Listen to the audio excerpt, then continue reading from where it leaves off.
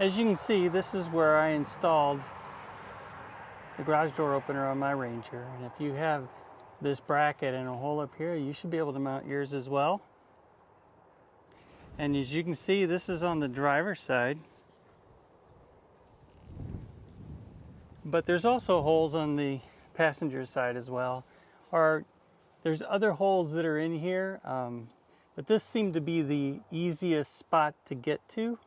And as you can see, when you slide this in and you mount this on here, there's no way that this can work itself out, because as you can see, the front side of the garage door opener is actually up against this part of the metal, and so it will not come out. Anyway, this is where you can mount it. I provide the 10mm screw.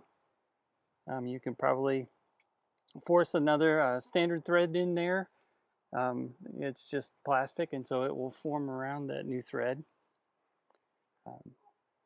Anyway, that's how you mount it.